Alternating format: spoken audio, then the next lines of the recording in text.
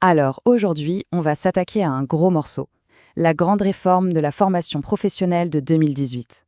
C'est un changement qui a vraiment tout bouleversé, avec la disparition d'un acteur qu'on connaissait bien et l'arrivée d'un tout nouveau.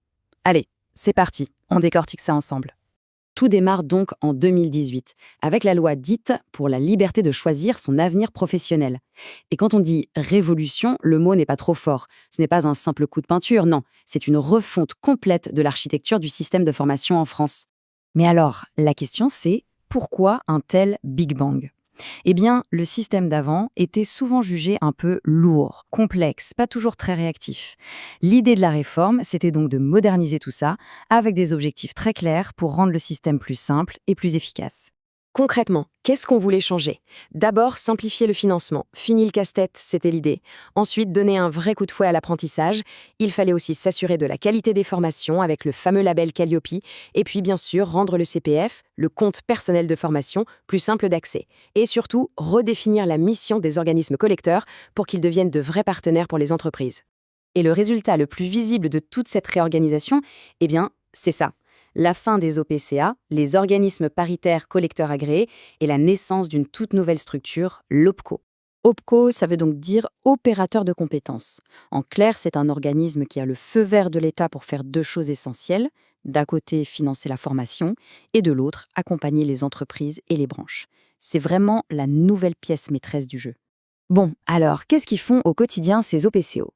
Leur mission se décline en 4 points. Premièrement, ils financent l'alternance. Deuxièmement, ils aident les secteurs professionnels à anticiper les métiers et les compétences de demain. Troisièmement, point très important, ils soutiennent les petites et moyennes entreprises pour qu'elles identifient bien leurs besoins. Et enfin, ils doivent être présents sur le terrain au plus près des entreprises. Attention, parce que là, on touche au cœur du réacteur. C'est peut-être la plus grande différence avec avant. Les OPCA collectaient l'argent directement auprès des entreprises. Les OPECO, eux, ne le font plus. Cette mission de collecte, elle est maintenant assurée par l'URSSAF. Et ça change absolument toute la dynamique.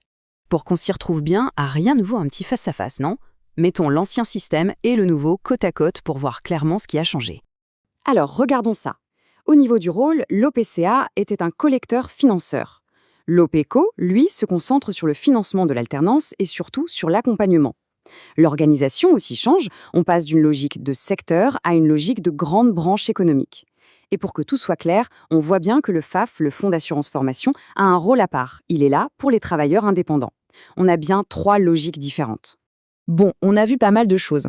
Si on devait faire une synthèse ultra rapide de tout ça, qu'est-ce qu'il faudrait vraiment garder en tête? Voilà l'essentiel en 3 points. Premièrement, adieu les OPCA. Ils n'existent plus. Deuxièmement, les OPCO, ce n'est pas juste un nouveau nom, c'est un vrai changement de mission. On est passé d'un rôle de guichet à un rôle de conseil stratégique. Et troisièmement, ne mélangeons pas tout. Les FAF, c'est le circuit spécifique pour les indépendants et les professions libérales. Et tout ça, ça nous amène à la grande question pour la suite. En passant d'un rôle de collecteur à celui de stratège, les OPECO ont une mission complètement nouvelle. La vraie interrogation, c'est de savoir comment ils vont utiliser cette nouvelle position pour réellement façonner l'avenir des compétences en France. C'est tout l'enjeu des années qui viennent.